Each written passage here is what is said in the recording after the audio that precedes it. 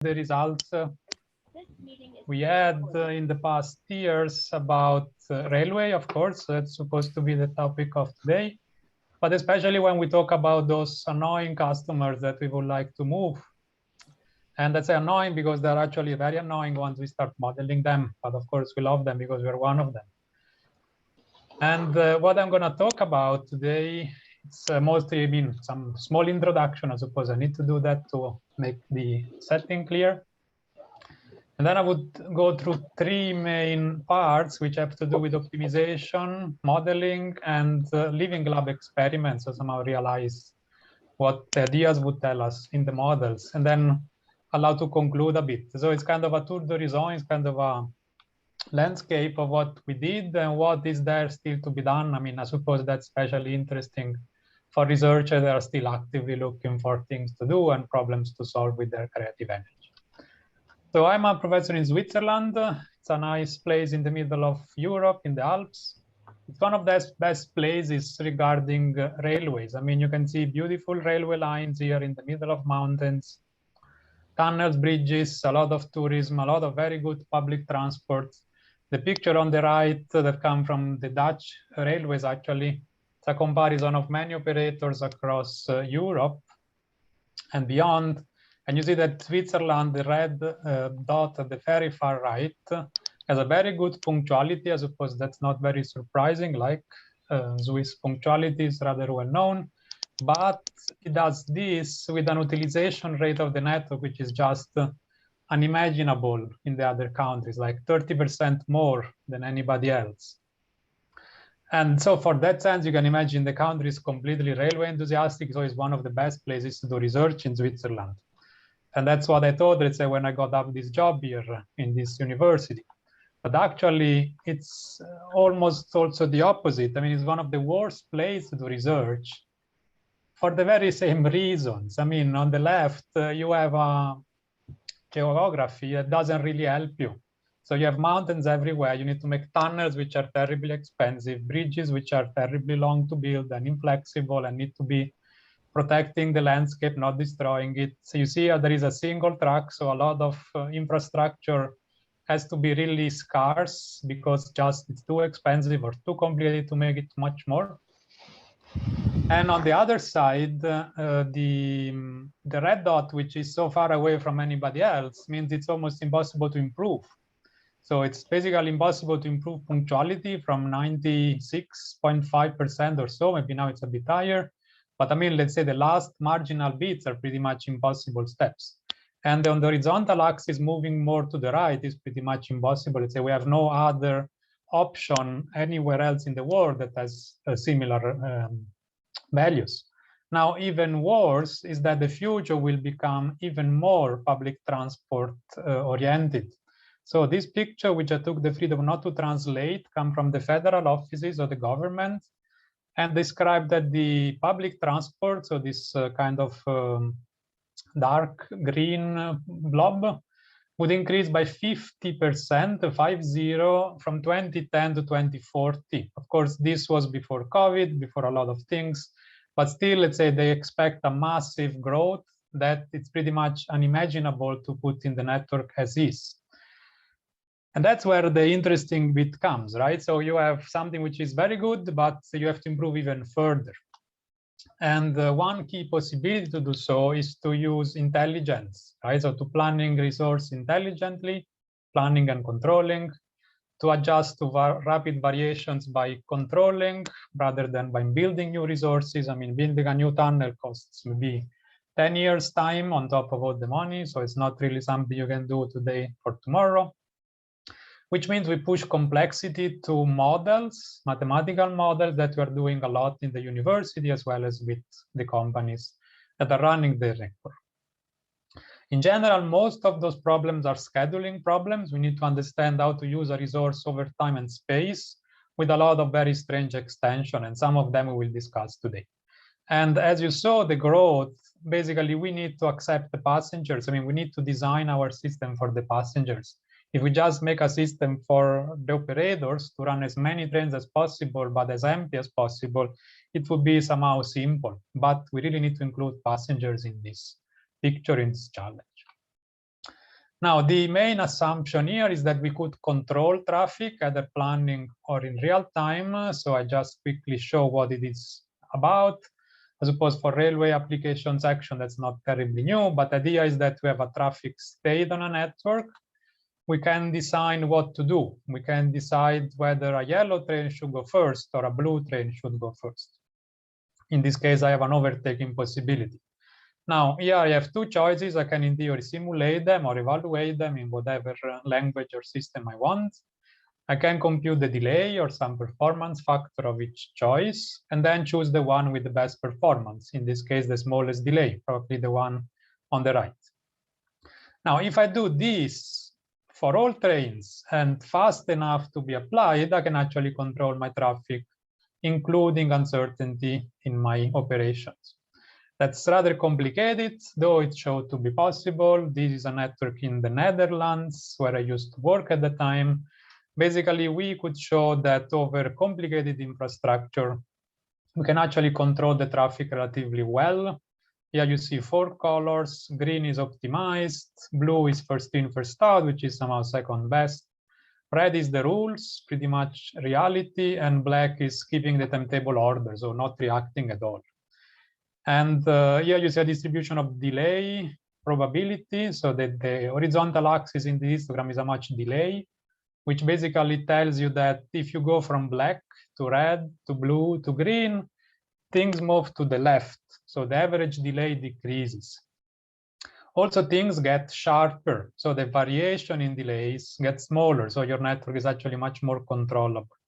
And if we just focus on the green against the blue, so basically controlling reactively and controlling proactively in green, that's the picture on the left. So that's the delay reduction optimization against first in, first out, which could be quantified about 20 to 25% less delay.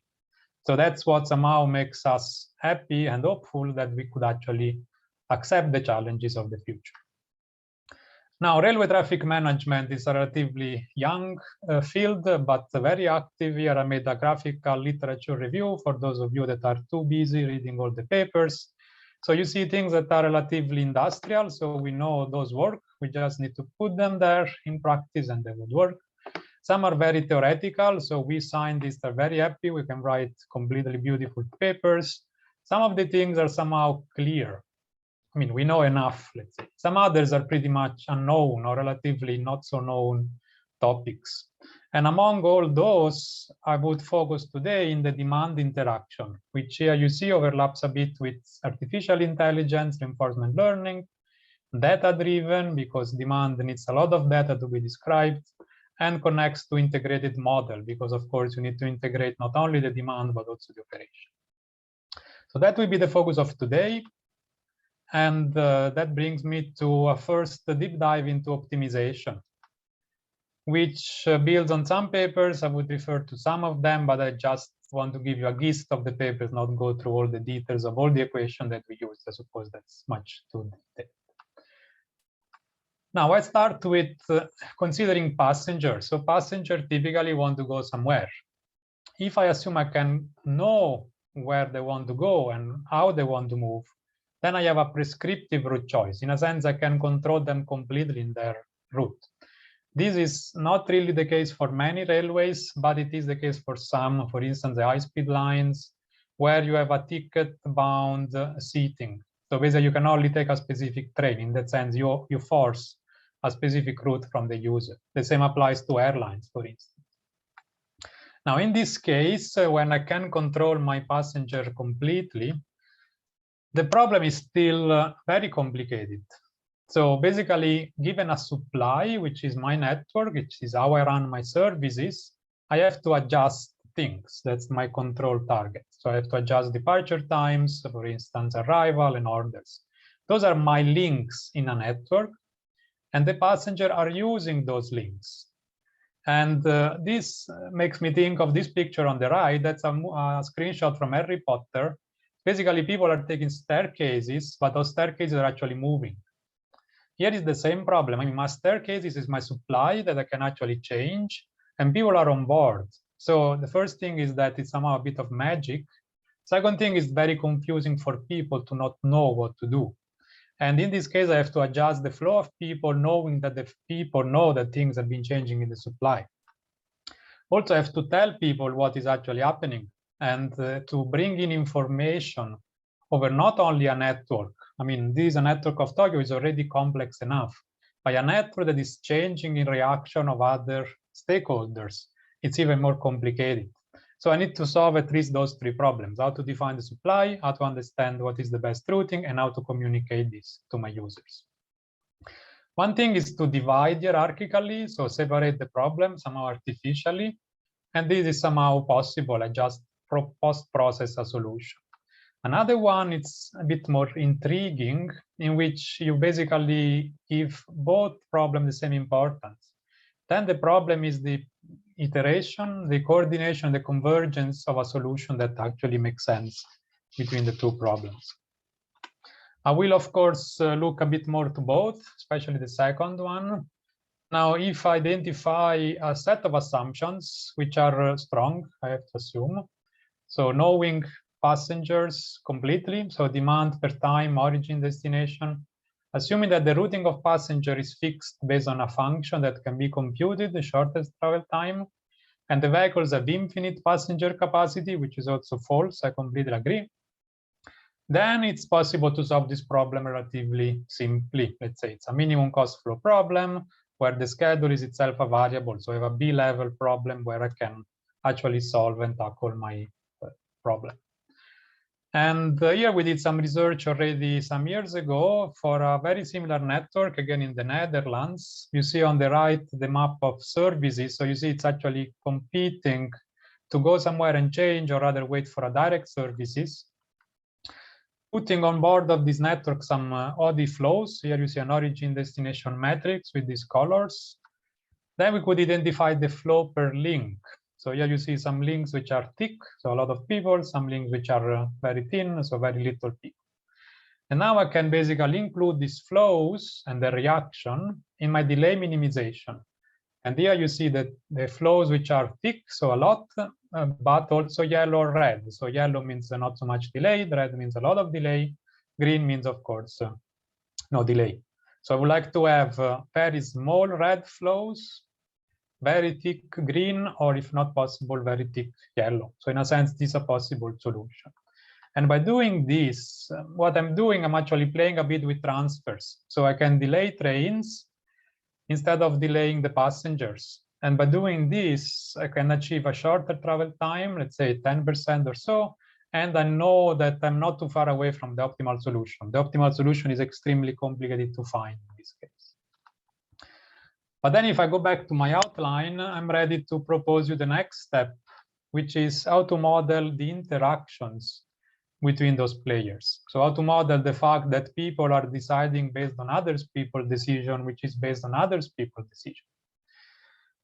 Now, if we look at this picture, let's start from the top left. There is a traffic controller.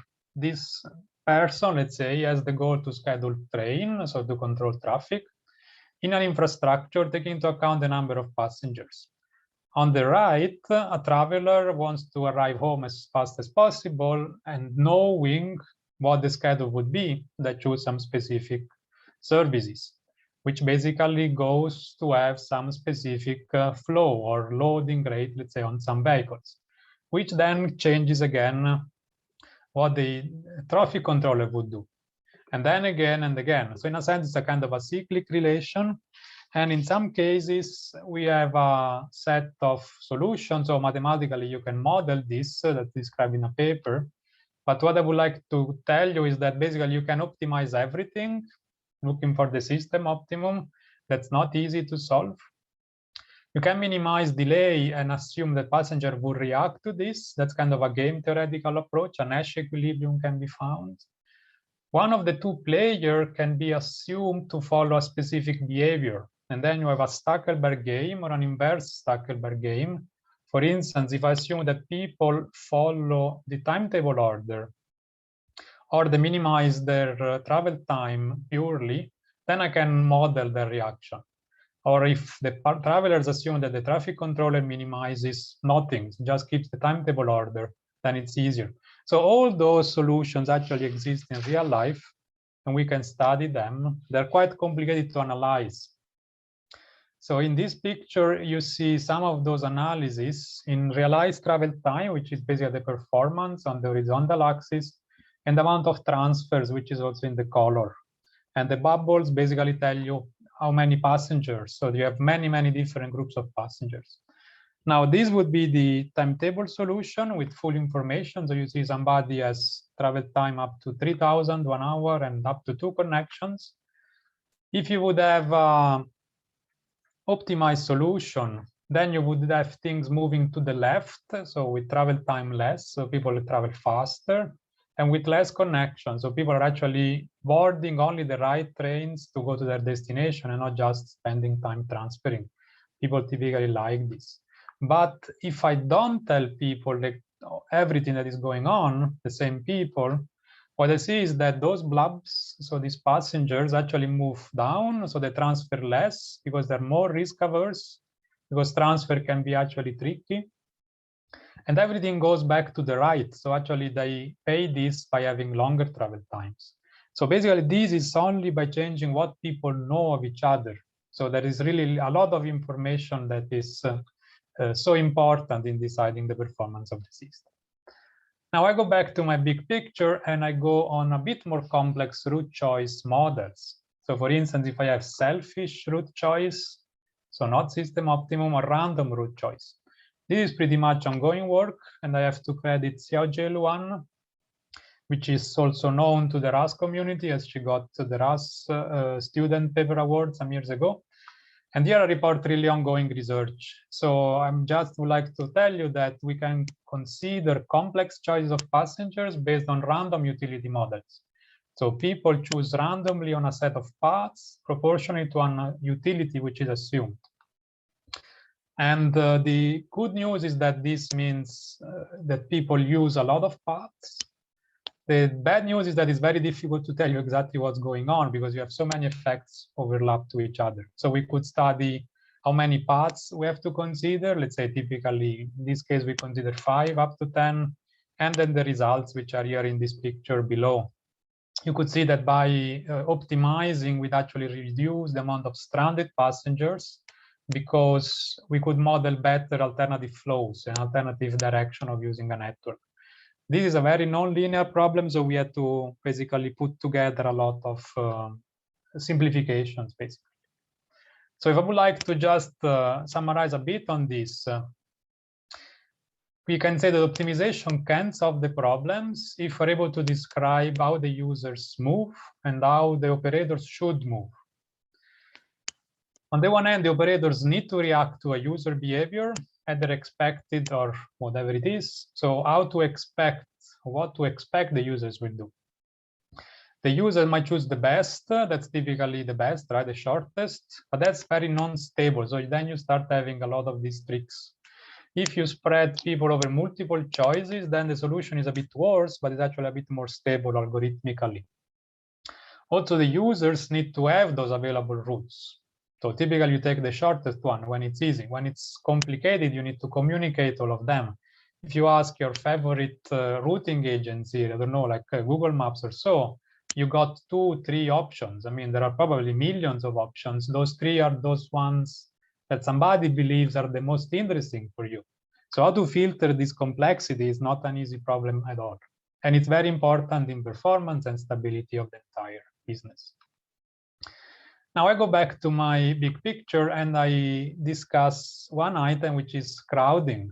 So passengers typically are too many, right, in the wrong place. Now to model crowding, it's one major step because we have passengers which are typically grouped into OD, so origin destination pairs. If we assume that crowding can split the passengers, we don't know how this group will be split. So we need to basically allow for free splitting of passengers or not split passengers at all. So basically we have to consider all passengers disaggregated, which means we have basically 100 to 1,000 times more variables and constraints. We could put crowding as fixed. So this bus has 100 people, this train has 1,000 people, that's it. Or as a soft, like after 500 people, the train is a bit less interesting. After 900 people, the train is very not interesting. And after 1,000, it's so not interesting that nobody actually wants to take it. Also, crowding influences operations. Typically, a crowded train means a longer dwell time, means a lot of troubles at stations and so on. So you have even more interconnections, which means that the problem itself is very more complex. And the good news is that we could solve it. At least Xiaojie just published a paper where we show that we could actually decompose this by some linearization and some reformulation of some variables, and it actually works. And here you get a picture just to show that it works. I mean, so here you have two extreme cases, no crowding and crowding, and we see that something is different. And how to understand all these effects is everything but simple. So I really don't have the time to go into the detail. But basically, you have to understand effects from train to people, the delays, from people to train, the crowding in the dwell time, from people to people, the crowding and the effect on route choice of others, and then the choice, the possibility that somebody can get stranded, so it cannot just fit into the destination-bound vehicles. Now I go back once more to this big picture and raise one important question, which has to do with the equity, or let's say how to deal with so many stakeholders. And here we have a lot of decision makers. Normally, railway traffic has one decision maker, which is the operator. Then sometimes we have the infrastructure manager and some operators. Here we have an infrastructure manager, some operators, and thousands of passengers. Everybody wants slightly different things. How to deal with this diversity? So it's not easy at all. This happens within users. Typical question is who gets the last seat on board the vehicle? Within services of the same class, think about two high-speed lines. Who's gonna get the last passengers? Here you have a lot of regulations from political part.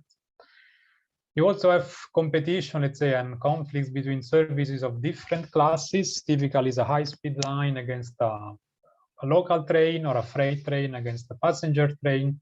It's not obvious at all to say one is better than the other. And you even have conflicts across different usages. For instance, running trains rather than fixing the infrastructure so that it's actually in good shape to run the trains.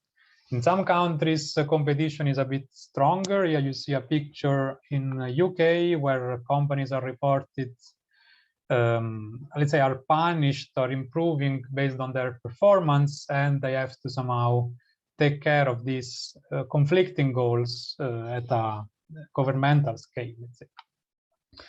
For this equity problem, we report some paper just presented in the Rail Beijing conference a few months ago, where we need to use some complicated expression. Basically, you cannot model equity if you remain linear, because you have to model the variation between different people.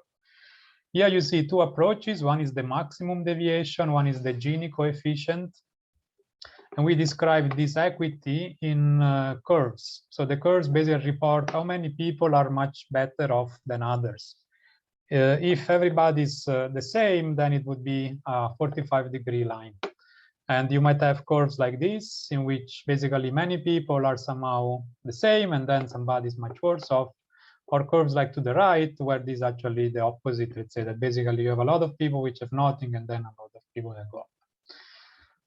So when you have these things, it's getting interesting. You lose performance, but you keep a minimum performance for everybody. So you start having concepts like level of service and guaranteed level of service and so on. And this will be needed sooner or later to be included in our more complex models. If I would put all those things together, what can be learned from optimization, either it be inequity averse, or considering crowding, or considering choices? In general, those are very complex models. So you need some nonlinearity. It's almost impossible to solve them to optimality for realistic cases. It's better to use heuristics to look for optimal solutions. Difficult to say. There are sometimes surprisingly ineffective solutions which are very easy to be found. For instance, to have everybody delayed at the same time by delaying also those that are on time. So this, of course, it's mathematically very good, but practically doesn't make any sense. It is possible to include some of those approaches in planning. So somehow not even knowing what's happening in the concept of resilience. or you have to include equilibrium-based problem, B-level problem, simulation optimization approaches. Again, complicated. And even further, it's difficult to apply them in real life because at the end, people take free choices. I mean, I'm still not able to tell exactly what people do. People do not care only about delays, and we need to differentiate passenger classes, but we don't need exactly how. Which somehow brings to the big second chapter, how to model these things. So we somehow give up on optimization, we just want to understand what's going on. And here I report on a series of papers with a previous doctoral student of mine, where we were modeling all these aspects together. The basic idea is that delays are bad, very good, but delays are not the end of the world. I mean, we survive with delays probably every day. And in case we cannot perform our life as expected, we just change our life somehow. So one thing is to wait in the station, other thing is to change and do shopping earlier. In case the train system is blocked for 3 hours, probably I do something else. I'm not standing 3 hours at the board telling me the train is blocked, right? So how to include all those? Because this challenges the idea of a linear weighted utility on the time. We did this by agent-based modeling using MatSim, which is a very complicated tool, but very precise in modeling a lot of agents. In our case, were tens of thousands of agents for an entire day. And we could model, for instance, what happens if people don't know anything, and in case there is a disruption, they just wait. So rather stupid, I would say, until the disruption is over, and then they continue doing what they were supposed to do. We could also tell people in advance what's going on. This happens for planned disruptions, for instance, maintenance, often the case.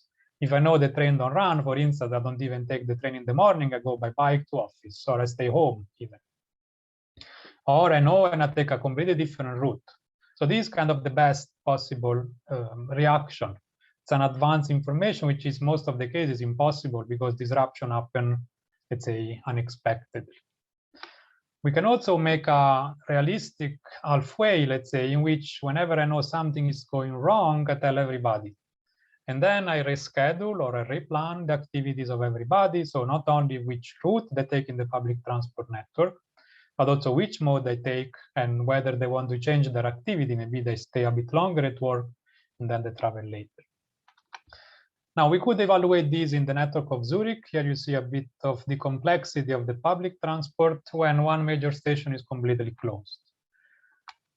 And the figures are reported as histograms because we have a lot of agents, about tens of thousands. So it can be that somebody is actually better off during the disruption, somebody is worse off. So there is a lot of variability. And here you see those 4 cases. So the 0 case in green, the no information in red, you see much, much worse, say 5 times to 3 times worse than the normal case. Advanced information, so proactively, which is a bit worse, but not too much, and timely information, so the best way. So the good news is that if I tell the good information to people, it's 1 order of magnitude better than telling them nothing. So please invest on some information system. Other thing is that if I can react very quickly and tell them as soon as possible that something is not going well, I'm not too far away from what I could have done knowing the future. So there is really like a very good sweet spot. Of course, it's very tricky to get the right information on time at the beginning of a disruption, but that's actually a very good news, I would say. And of course, I can still improve things by changing the system. We were just simulating how people would react. Now, what can be learned by those simulations? So those are very complicated, but they're able to really represent more systematically what happens in reality. So assuming that I can describe a population as agents, so knowing what they want to do, where they want to go, when they want to do, how they want to do, and so on, we could model disruptions. We could model, for instance, who knows what and when. So which specific part of information is known by which person at which location and or at which time. And maybe this information is wrong. Maybe this information applies too late or so on. We could simulate, even though it's very difficult to model, the interplay between operations, passenger decision, and information. So basically, we can estimate the power of information alone. And everything is messy because there is a large diversity between groups, between different information spreading, and typically we don't know exactly things when there is a disruption. For some disruption, by definition, we don't know things. Think about if the information system breaks. Right? That's a disruption, and by definition, we will never know it. But as far as you can model this, you can write down some equation, you can actually replicate and evaluate these things. And this brings me to the last chapter, which is trying to get a glimpse of what happens in reality. And that's even more complex if you want. We did this by some real life tracking experiment. So we really wanted to understand what people did in reality. So it's not anymore simulation. These are real people that we asked kindly for tracking their steps via GPS counter. And then we got something like this. So we know that GPS measurements, these were from smartphones, were quite noisy. So we could actually work on cleaning. So we could actually identify stages or basically trips. That's basically somebody on board a bus from a station to the right to our campus on the bottom left. And we could collate many of those trips into diaries. So we don't know exactly what people do where, right? There is still a bit of privacy. But we know that people spend a lot of time, especially during the night, in one place. We can call it home, right? And people spend a lot of time, especially during the day and during the week, in some other place. Here it's a bit more orange. And then people spend sometimes moving in green and blue, and people spend some other time in other location, which we don't know exactly.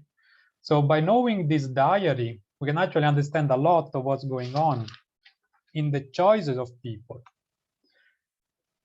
The problem is to understand what is going on in the mind of people. So why they chose this.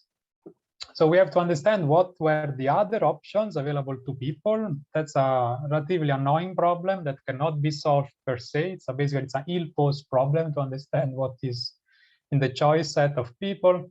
But we could simulate different information. So based on the actual condition with delays, based on the timetable without delays, based on a mix of the two, so that more or less represent the reality problem. And the more possible choices we consider, of course, the better it is covered. Let's say the more strange behavior of people we can actually explain. And here you see this coverage line that asymptotically grows, the more choices we actually consider. You see that most people actually consider relatively few. Let's say more than 10, it's rare, and more than 40 is almost impossible. More than 100 never comes. So basically, we can somehow expect people to behave similarly, but we cannot understand how people behave completely. So there are still some behavior which we have no clue, let's say, why those people did. Maybe they just made a mistake.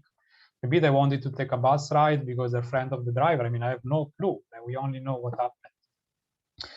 And we can only understand that people typically trust the timetable. I mean, at the end, we are in Switzerland, right? So everything is pretty much punctual. So somehow it's a good idea. And we wanted to study actually what happens when the timetable is not anymore so good. So what happens in a disruption, because that's a bit more interesting for us. First problem is what exactly is a disruption? Because we realized that a delay on a line is very different if the line runs once an hour or if the line runs every 3 minutes. And it's also different if the line runs once an hour, but there is another line that runs every 3 minutes. So of course, the original line is broken, but you have plenty of alternatives. So we have to look at a lot of things and start categorizing things in the gray zone between everything works and nothing works. And that proved to be much more complicated than we thought, actually. So yeah, we see some disruptions. So despite it's Switzerland, everything is punctual. We have some delays. Here you see some events that are basically multiple delayed arrival and departure. Here we are talking of trains, but also of buses and trams that basically result in some longer travel time. And so considering all possible choices that the users had, and you see some distribution in terms of delay or in terms of events, so how big this disruption is.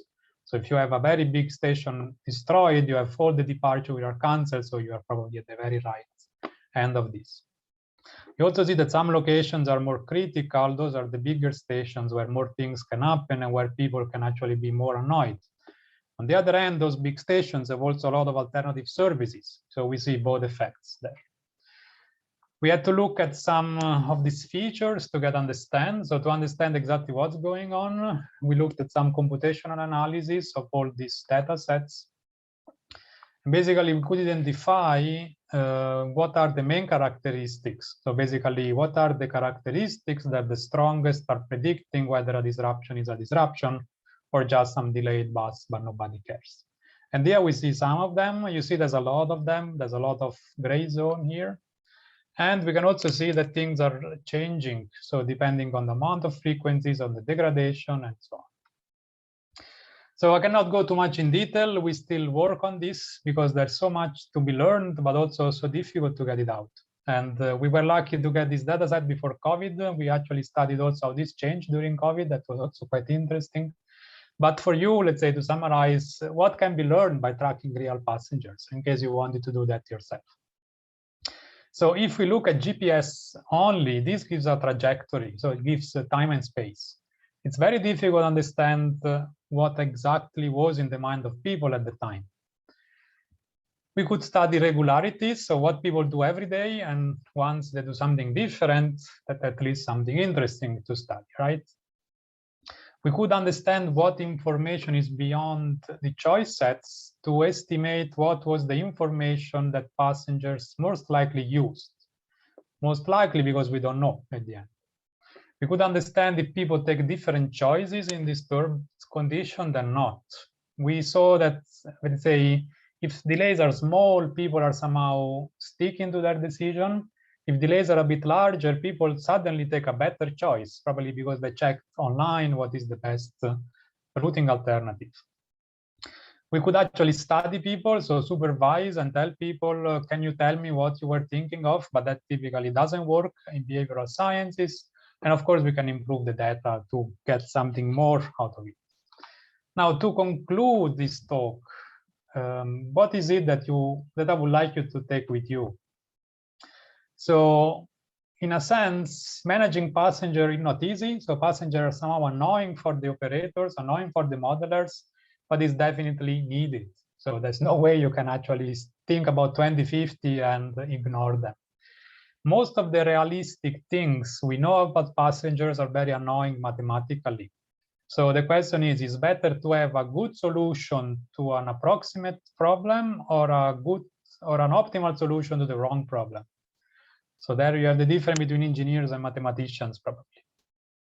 Understanding how people react to non-planned situations and putting all optimization there, it's already complicated. People are very different, so understanding their diversity is crucial. If you do the same actions at 2 o'clock in the afternoon or at 5 o'clock in the afternoon, there will be very different rate of commuters. So people can be loving you or hating you just with the same actions. So you need to include this from transport planning models and so on. And things are more complex when people decide based on others, typically crowding, for instance. And in COVID, we saw really much worse crowding coefficients, so people were really avoiding others somehow. What to do for the future, in case you have too much free time, you don't know what to do. Consider other test cases, similar condition, larger, smaller delays, smaller, larger networks. There's a lot of things still to be learned. Analyze ground truth, in case you can do that, from either symbol simulation, from complex simulation like an agent-based model, or reality itself. You can predict things. I mean, for controlling, you need predictions. Prediction, basically, it's a modeling plus in a sense. You need to understand supply, how it works, and demand. So which information was available when, which information is actually communicated, how to improve information, which are the things which are the most important if I have to communicate something, how people adjust to that. Understand which information was used and which information was avoided. I mean, I receive so many emails, I just don't read them. The same is with people. If they receive too many warnings, this bus is delayed, I just ignore it. And also integrate other modalities. I mean, especially in complex public transport network, people will not just wait for a train or a bus, but just walk or take a taxi or whatever. So this was my analysis and recall of what we've been doing and what we would like to do about railway traffic, but not only, planning and management, so control, but also planning, when we consider passengers. And with this, I'm happy to open the floor for questions and any discussion that might be interesting at this moment.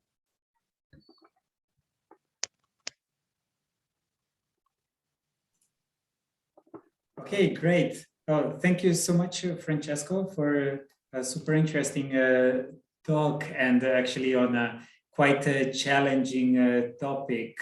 So I would then like to open the floor to questions.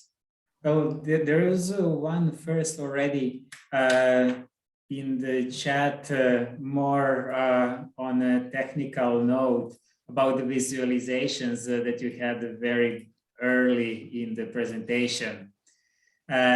So I think it was on slide 17. Yeah, I can start with that one because it's already complex.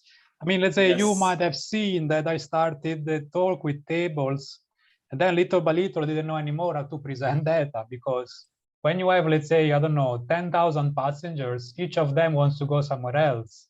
How do you summarize this into something that can be digested by people at this time of the day?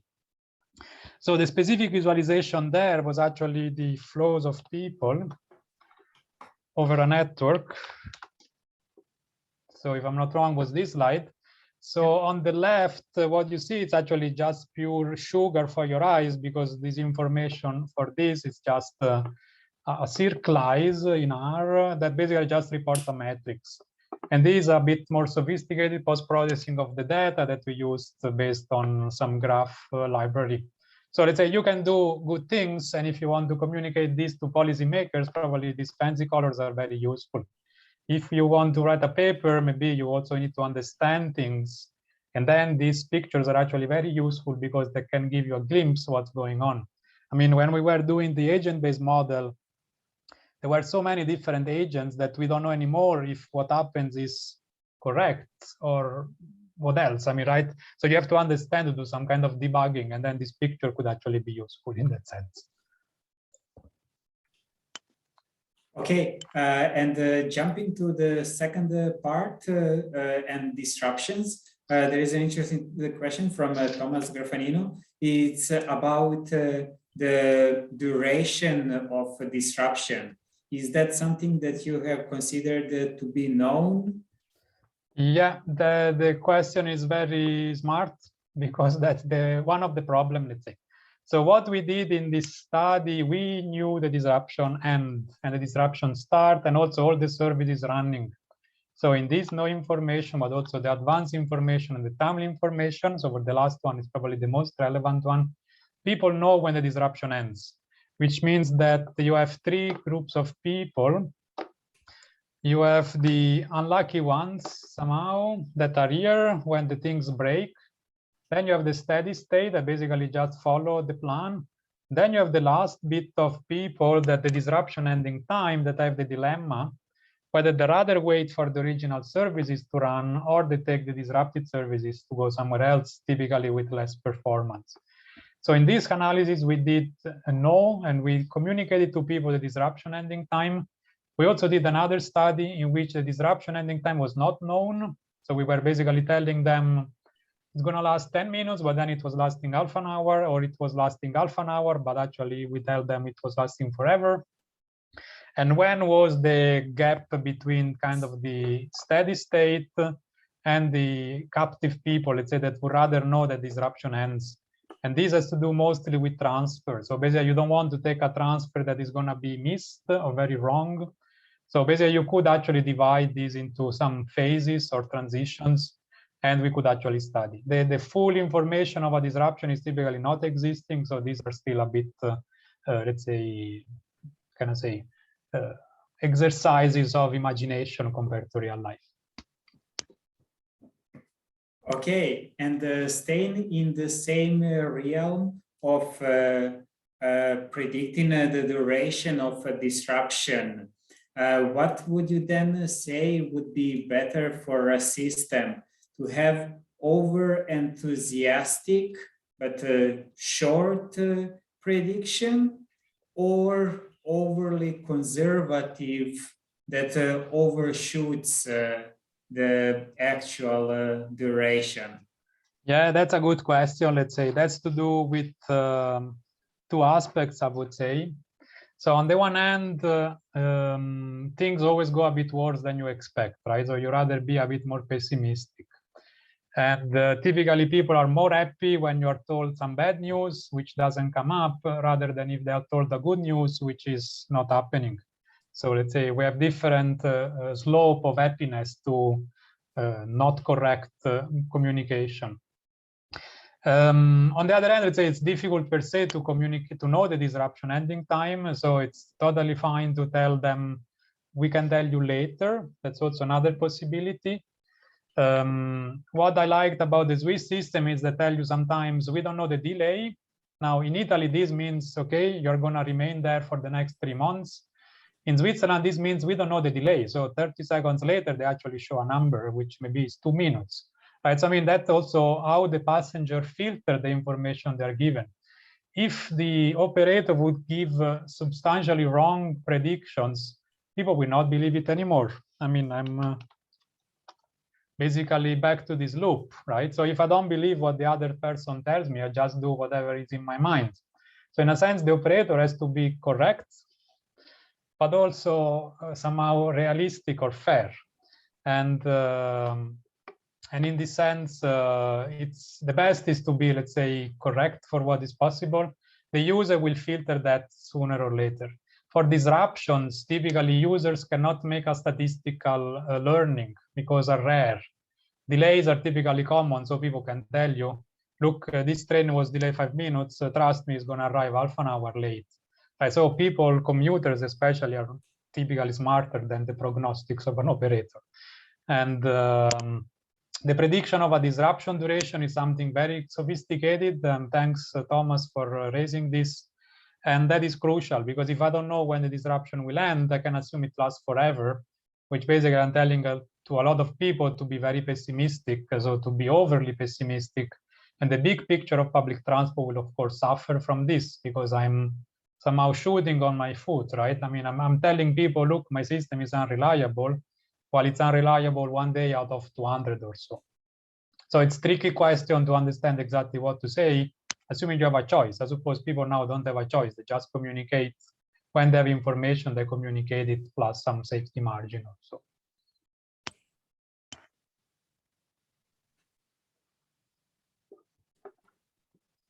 Okay, good, thanks. So for the others, feel free to write your questions in chat. Or if someone prefers to speak out, feel free to raise your hand. Meanwhile, I have another one on my side. Basically, you talk about different aspects of the problem. So where do you see, if someone is wondering now that is at the beginning of the research journey today, what would you put forward? Where would you see the most interest should be put first? That's a tricky question, let's say. All of them are, of course, very interesting somehow. And it depends also what is your expected role. So for some systems, some assumptions are completely okay. I mean, if you want to apply this to high-speed lines, that's pretty much very different than you want to apply this to a urban network with buses and trams and maybe even bikes and so on. So in that sense, the goal is leading you. Where do I see a lot of people not dealing a lot? So let's say a starting field on this equity, let's say I see something that is totally interesting to do. It's politically, let's say, important, and we are still working for the system performance. But we are realizing here and there that the system performance is nice, but you also have a lot of risks. One of them is the risk of things not going well, let's say disruptions, resilience. Another one is risk of not being accepted by some users. And that is, let's say, one crucial aspect. Also, how to model the interaction of people means also to understand what people want to do. And there is also probably a lot of not so known aspects or processes in reality that would be nice to model correctly. And this would be different in US rather than in Asia, rather than in Europe, probably. And from a point of view of controlling, all of those approaches are pretty much on papers. So it would be nice to see how people would react if those are actually happening in reality. So making thought experiments or simulations or small test cases where we can actually see if those things happen in reality, let's say, of what would people do in reality. So in that sense, there is a lot of interesting things. A lot of those things can be described by data. So you can also use simple model, let's say machine learning, artificial intelligence to represent part of those things rather than mixed integer linear programming. You could also try to include even more aspects like planning, knowing some description of the delays, or rather knowing no description at all of the delays, or knowing a bit of the demand, or knowing nothing at all about the demand. So describing things a bit in a probabilistic terms, because at the end we are talking about delays, so things are not certain, are not deterministic. So there is also a very big open gap, let's say in research. We still don't know exactly how to deal with all the data and the distributions that we could derive about delays. We can just plot them, it's complicated enough, but how to include them in this optimization that we start still, let's say, remaining a bit behind the stand of the things. Okay, yeah, great. Well, you opened, well, even now in Q&A, even further new topics and new questions. Oh, one that I received that we are, now that we are still here, well, when it comes to equity, I think we get some senses that if we consider passenger equity, that it may overall actually impact the best performance of the system. So what would be a sweet spot? What shall we be looking for? Yeah, that's the complicated part, let's say. So indeed, in the equity part, we assume that the system works a bit worse on average, but everybody is satisfied with what they get, right? That's pretty much also the goal of public transport. Let's say it's not there to make money, but it's there to provide a service to everybody.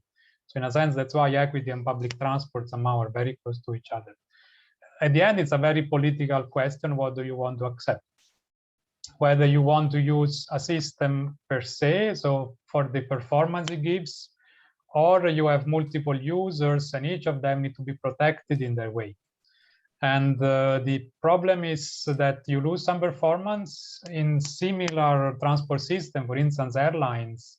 This is fixed by rules. So what can be done and what cannot be done, there are basically cases.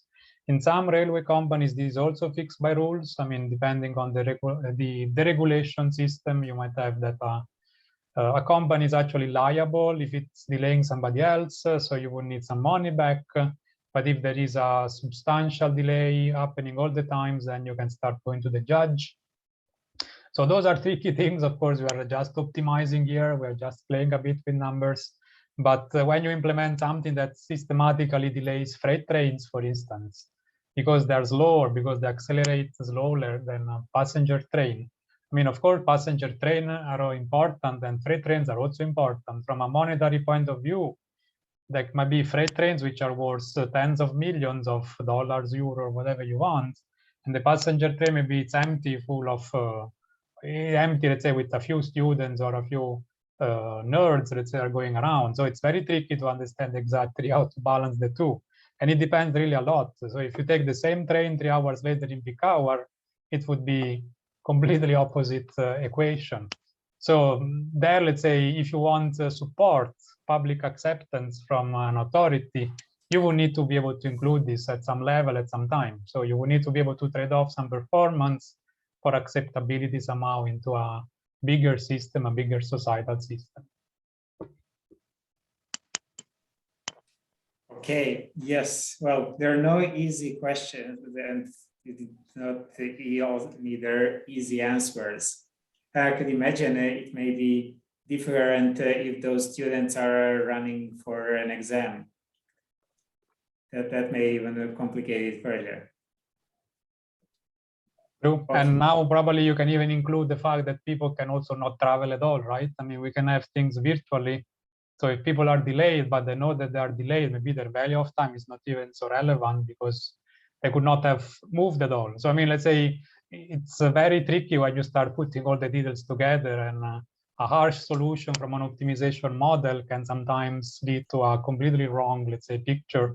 And then people would be in trouble because they need to defend this, which means your system would actually never be used for what has been designed to be.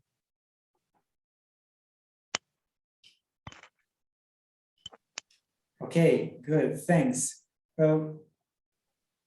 Maybe we have one for a bit time for one quick question, and if you can succeed with a short answer, that would be great. So you mentioned toward the end that you also touched upon COVID-related data. So could you maybe share some observations with us on the results over there? Yes, with happiness. So the paper is being published, so you can read the details if you want from Alessio Marra, which was also the person behind all the studies in the tracking. So the paper was studying route choice of people. So most papers do mode choice of people, so whether they take a car or a bus, tram, or a bike, and they saw most people getting out of the bus or the public transport for private transport, which is, let's say, easy to see in the macroscopic data. We were studying route choice, so how people would move within a network. And what we could see is that basically people were somehow scared of each other. So basically people wanted to travel longer, which typically means to travel with minor roads or minor paths or less important services. And they didn't mind to transfer for longer time, so to wait a lot at stations, because probably stations were perceived less dangerous, I don't know exactly. But they didn't want to use too many different services. So if changing 4 or 5 times, sometimes it is faster in time, people were actually less inclined to do this. So that's what we could see in the data. Of course, why, that's another question, right? And but we could basically, let's say, find a plausible estimation or for all of those kind of observed behavior that we could see. And of course, this changed over time. So every couple of months was slightly different conditions. So having a baseline and a disruption and knowing when the disruption was finished was totally not the case in this specific event, right? Yeah, exactly. Okay, well, I would really like to thank you on behalf of RAS, but also everyone participating in this webinar for really outstanding presentation and for doing it and sharing it with us in a very well structured and organized way. So this would be the end for the formal part. But I would like to invite everyone who is interested and has some free time that would like to catch up with Francesco. He'll be available for the next couple of minutes as well, or maybe even a bit more. So feel free to switch on your camera, turn on your mic, and join the talk. And for everyone that are leaving, thank you so much, and wish you a great day, and you will see some new invites for our future events. Thank you so much and have a good day.